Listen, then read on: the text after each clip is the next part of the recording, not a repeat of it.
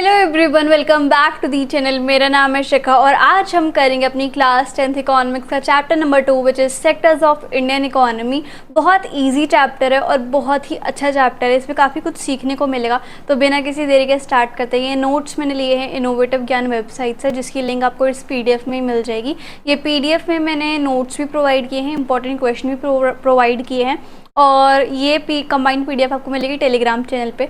तो वहाँ पे जाके आप इसको डाउनलोड कर लेना in order to learn everything, है ना। और साथ ही साथ अगर आपको कोई भी डाउट है तो आप मुझे इंस्टाग्राम पे फॉलो करके DM कर सकते हैं, वहीं पर आपको चैनल से रिलेटेड अपडेट्स देखने को मिलेंगे। ठीक है, so let's begin our chapter without any देरी, सेक्टर्स ऑफ इंडियन इकोनॉमी। तो सबसे पहले जो ये इकोनॉमिक एक्टिविटीज़ होती हैं वो क्या होती हैं। ये कुछ ऐसी एक्टिविटीज़ होती हैं जो बेसिकली हम इसलिए करते हैं ताकि हम पैसे कमा सकें, उनको हम इकोनॉमिक एक्टिविटीज़ कहते हैं। ठीक है, जैसे कि ऐसी एक्टिविटीज़ जिसमें हम गुड्स एंड सर्विसेज को कंडक्ट कराते हैं, उनको प्रोड्यूस करते हैं और फिर बेचते हैं ताकि हमें पैसा आ जाता है, उन्हें हम इकोनॉमिक एक्टिविटीज़ कहते हैं। ठीक है, अब इकोनॉमिक एक्टिविटीज़ को करने के लिए 3 सेक्टर्स होते हैं, प्राइमरी सेक्टर, सेकेंडरी सेक्टर और टर्शरी सेक्टर। ठीक है, सबसे पहले आते हैं प्राइमरी सेक्टर पे। प्राइमरी सेक्टर में जो गुड्स होते हैं उनका कैसे प्रोडक्शन होता है, नेचर के रिसोर्सेज की हेल्प से हमें वो गुड्स मिलते हैं। ठीक है, उन्हें हम उसे क्या हम कहते हैं, प्राइमरी सेक्टर। जैसे कि आपका एग्रीकल्चर हो गया, डेयरी हो गया, फिशिंग हो गया, इसकी वजह से हमें गुड्स मिलते हैं। फिशिंग से हम मछली पकड़ेंगे, है ना, मछली हमें मिलेगी, मछली को हम जाके बेचेंगे, तो क्या हो गया, हमने नेचर से कोई रिसोर्स लिया और फिर उसको बेच के हम क्या कर रहे हैं, उस गुड को बेच के हम क्या कर रहे हैं, पैसे कमा रहे हैं। ठीक है, तो ये होता है द सेक्टर इन विच, ऐसा सेक्टर जिसमें हम गुड्स को प्रोड्यूस करते हैं, नेचुरल रिसोर्सेज को एक्सप्लॉइट करके, नेचुरल रिसोर्सेज का हम यूज़ करके, तब जाके हमें जो गुड मिलता है उससे हम क्या कहते हैं, प्राइमरी सेक्टर। अब जैसे मान लो प्राइमरी सेक्टर से हमें कोई भी गुड मिलता है, जैसे कि हमें गेहूँ मिले प्राइमरी सेक्टर से, तो वो गेहूं गए किसी फैक्ट्री में और वहाँ उन गेहूं का क्या बन गया, आटा बन गया। ठीक है, फ्लोर बन गया।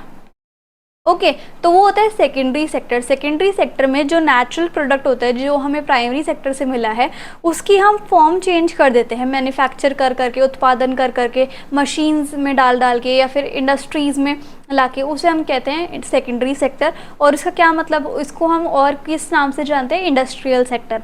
जैसे yarn and cloth weaving from cotton fibre, sugar and गुड़ फ्रॉम शुगर केन। जैसे गन्ने से गुड़ बन गया या फिर गन्ने से चीनी बन गई। ठीक है, और कॉटन जो फाइबर होता है उससे क्या बन गया, कपड़ा बन गया या फिर धागा बन गया।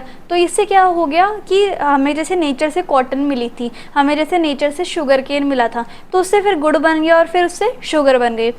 नेचर से कॉटन मिली थी, उससे हमारा धागा बन गया और कपड़ा बन गया। तो ऐसे सेकेंडरी सेक्टर में मशीन्स एंड फैक्ट्रीज का काम होता है। उसके बाद टर्शरी सेक्टर, मान लो सेकेंडरी सेक्टर में हमारा गुड़ बन गया, चीनी बन गई, उनको दुकानों तक पहुंचाना भी तो है, तो उसमें बहुत सारी सर्विसेज लगेंगी, इंफॉर्मेशन एंड कम्युनिकेशन टेक्नोलॉजी लगेगी, ट्रांसपोर्टेशन सर्विसेज लगेंगी, वेयर हाउसिंग लगेगा, एडवर्टाइजिंग लगेगी। ठीक है, तो टर्शरी सेक्टर हो गई जो टर्शरी सेक्टर हेल्प कराता है प्राइमरी और सेकेंडरी सेक्टर की, और इसे हम सर्विसेज सेक्टर भी कहते हैं क्योंकि ये हमें सर्विसेज प्रोवाइड करता है, जैसे कि बैंकिंग, ट्रांसपोर्ट, इस तरीके से। अब हम तीनों सेक्टर को कंपेयर करते हैं। ठीक है, प्राइमरी, सेकेंडरी और टर्शरी सेक्टर जो है एक दूसरे के ऊपर बहुत ज़्यादा डिपेंड है, बिना किसी एक किसी का भी काम नहीं चलेगा। ठीक है, so as the goods and services, क्योंकि एक सेक्टर में बने हुए गुड्स एंड सर्विसेज जो हैं दूसरे सेक्टर में भी काम आते हैं, है ना। अब गुड्स जो है वो 2 टाइप के होते हैं। सबसे पहले फाइनल गुड्स एंड सर्विसेज। ये फाइनल कैसे होते हैं, जिनके ऊपर और कोई प्रोसेसिंग नहीं होनी, कोई उत्पादन नहीं होता है, ये डायरेक्टली कंज्यूम कर लेते हैं कंज्यूमर। ठीक है, ये डायरेक्टली कंज्यूम करने के लिए होते हैं। और इंटरमीडिएट गुड्स एंड सर्विसेज ऐसे होते हैं जिनके ऊपर अभी थोड़ा काम बचा हुआ है। ठीक है, इनको आगे हम फर्दर प्रोडक्शन के लिए लेके जाते हैं। जैसे कि एक जगह हमें प्राइमरी सेक्टर से वीट मिला, फिर उसका हमने एक फैक्ट्री में आटा बना दिया। अब ये आटा जो है कई कई घरों में चला जाएगा फाइनल कंजम्पशन के लिए, और यही आटा कई बार बेकरी में चला जाएगा इनके केक्स वगैरह बनाने के लिए। ठीक है, तो ये होते हैं इंटरमीडिएट गुड्स एंड सर्विसेज जिन पे अभी आगे काम बाकी है। और GDP क्या होती है, ग्रॉस डोमेस्टिक प्रोडक्ट। इसमें देखना जो हमारे जितने भी सेक्टर्स हैं, 3 सेक्टर्स है ना, प्राइमरी, सेकेंडरी एंड टर्शरी, उसमें जितने भी आपके गुड्स बने, क्या बने, फाइनल गुड्स एंड सर्विसेज जितने भी बने, वो भी 1 साल के अंदर अंदर उन सभी गुड्स का फाइनल गुड्स एंड सर्विसेज का हमें वैल्यू का सम करना है तीनों सेक्टर्स में, उससे जीडीपी आ जाएगी। जैसे प्राइमरी सेक्टर में, सेकेंडरी सेक्टर में और टर्शरी सेक्टर में जितने भी फाइनल गुड्स एंड सर्विसेज बने एक साल के अंदर अंदर, उन सभी गुड्स की वैल्यू को प्लस कर करके हमें क्या मिल जाएगा, ग्रॉस डोमेस्टिक प्रोडक्ट। ठीक है, अब देखो तीन सेक्टर्स की हिस्ट्री देखते हैं। इंडिपेंडेंस के बाद यानी कि 1947 के बाद क्या हुआ, 1947 के बाद 1972 तक प्राइमरी सेक्टर यानी कि एग्रीकल्चर सेक्टर बहुत ऊपर वाले लेवल पे था। ठीक है, फार्मिंग मेथड इम्प्रूव होने लग गए, जिसकी वजह से ग्रीन रेवोल्यूशन आया, उसकी वजह से हमारा जो सरप्लस फूड है, जो बहुत ज़्यादा एडिशनल फूड है, वो बनने लग गया था। हमें किसी और के ऊपर डिपेंड होने की ज़रूरत नहीं थी। लोग जो है फिर जैसे एग्रीकल्चर काफ़ी बूस्ट हुआ, नई नई फार्मिंग टेक्निक्स आई, तो फिर लोग जो है मैन्युफैक्चरिंग की तरफ यानी कि फैक्ट्रीज़ इंडस्ट्रीज़ की तरफ ज़्यादा भागने लग गए। फिर सेकेंडरी सेक्टर काफ़ी अच्छा बनने लग गया। ठीक है, उसकी प्रोमिनेंस ज़्यादा नहीं लग गई, उसकी डोमिनेंस ज़्यादा लगने लग गई। अब क्योंकि प्राइमरी एंड सेकेंडरी सेक्टर को काफ़ी अच्छी डेवलपमेंट और करानी है, काफ़ी अच्छी सर्विसेज भी उनको चाहिए, जैसे कि information technology, trade, transport, warehouse, banking, तो फिर टर्शरी सेक्टर आने लग गया प्रोमिनेंस में। और 2011 और 12 को हम देखें तो प्राइमरी सेक्टर को छोड़ के टर्शरी सेक्टर जो है इंडियन जीडीपी में 60% जो है वो कंट्रीब्यूट करने लग गया। अब आगे देखो प्राइमरी, सेकेंडरी और टर्शरी सेक्टर इन इंडिया।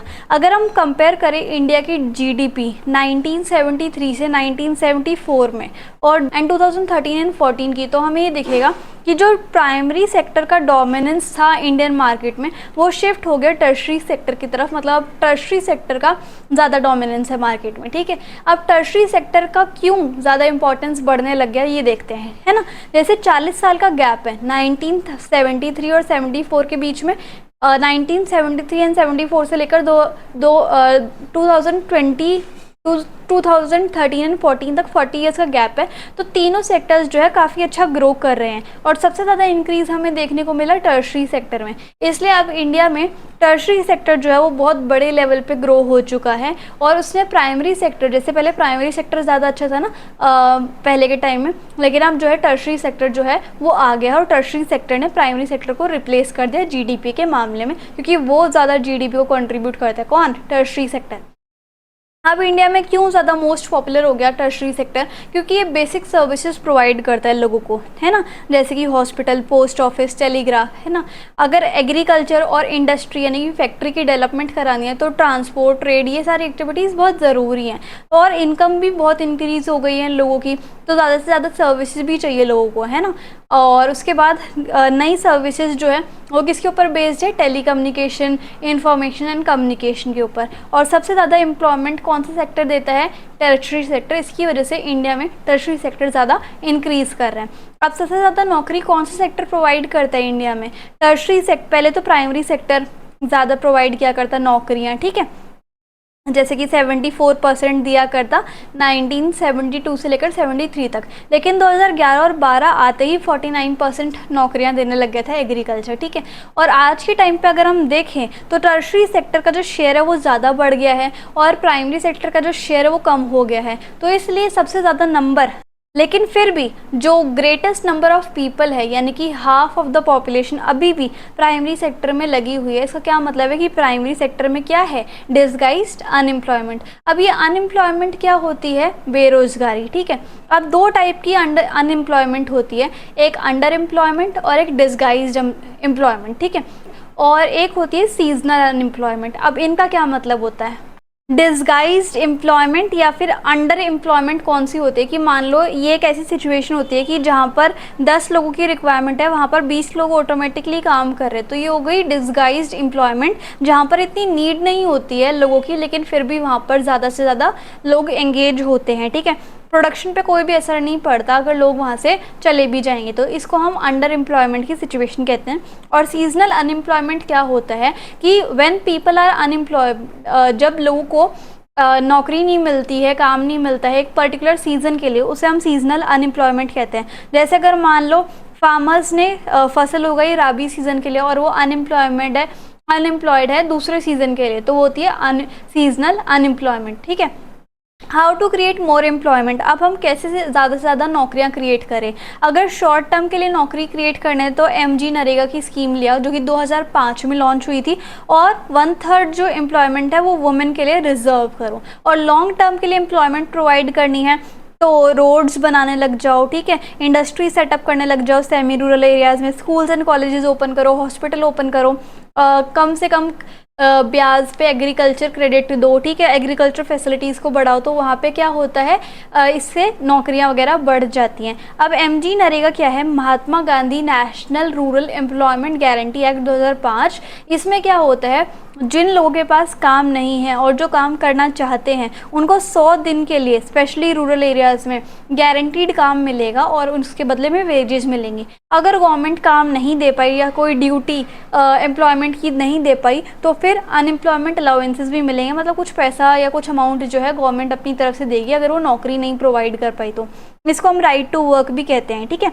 ये 100 डेज़ के लिए होती है और सभी गाँव में होती है। Basically 625 district of the country में ये स्कीम जो है लॉन्च की गई है। इसको हम राइट टू वर्क भी कहते हैं क्योंकि अगर गवर्नमेंट काम या ड्यूटी प्रोवाइड नहीं कर पाई, एम्प्लॉयमेंट प्रोवाइड नहीं कर पाई, तो वो अलाउंसेस ज़रूर देगी, है ना।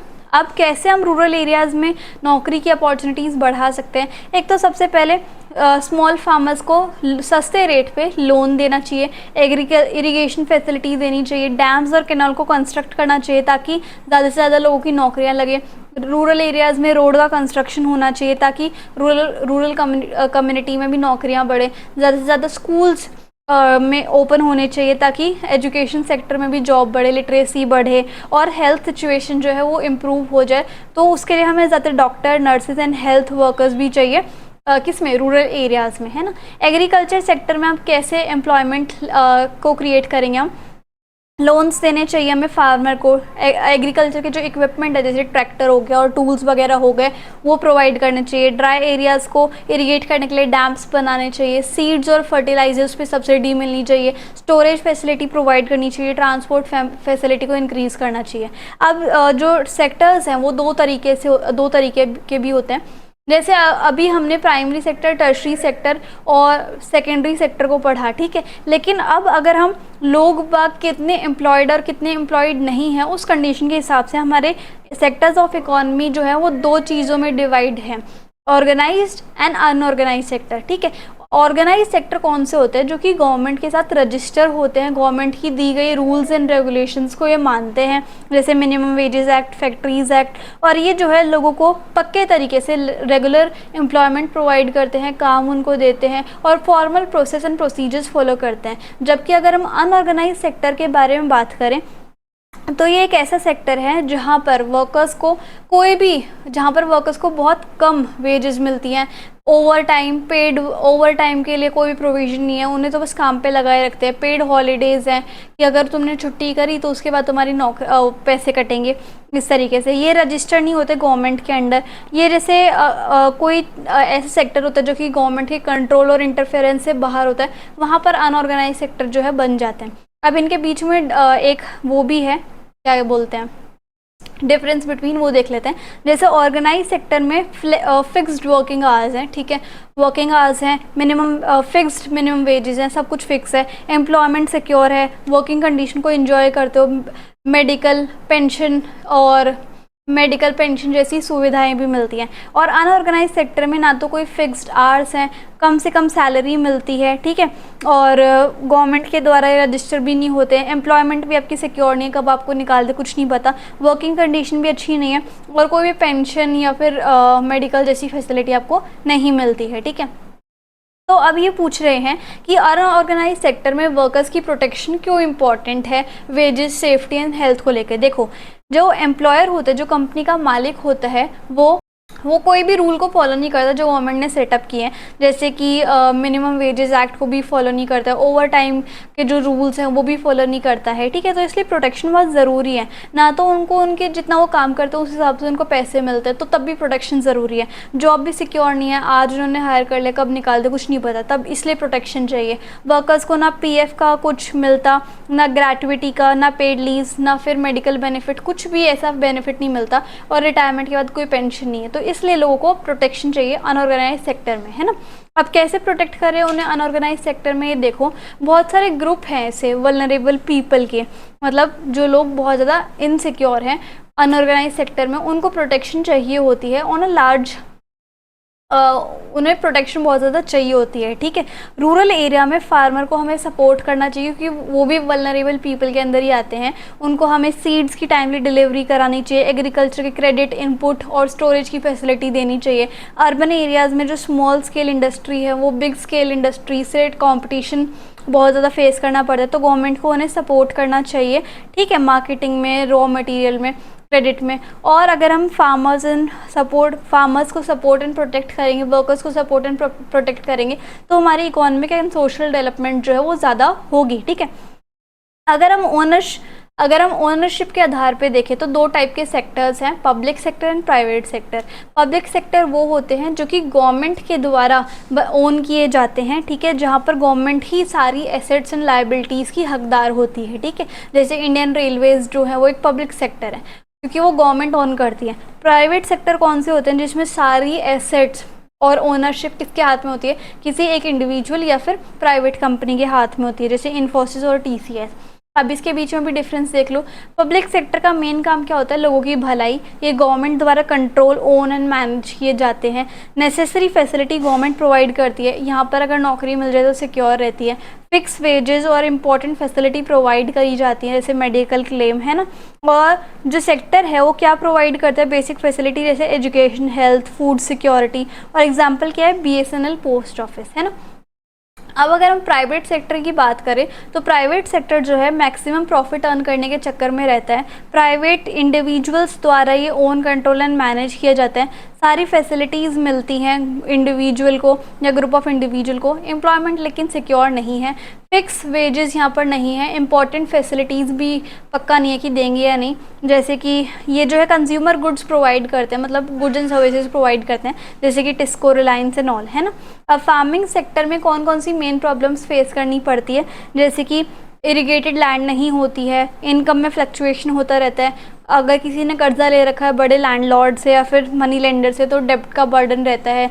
ऑफ सीजन में कोई जॉब नहीं होती और अच्छे दाम पे अगर क्रॉप्स नहीं बिकती तो लोकल ट्रेडर्स को ही बेच के काम चलाना पड़ता है, ठीक है। तो इस तरीके से हमारा जो चैप्टर है वो फाइनली खत्म होता है। आई होप आपको समझाने का तरीका इन वीडियो काफ़ी अच्छी लगी होगी। इंस्टाग्राम एंड टेलीग्राम पे ज़रूर फॉलो करना। So if you like the video and the explanation then please to like, share, comment and subscribe the channel. Thank you so much.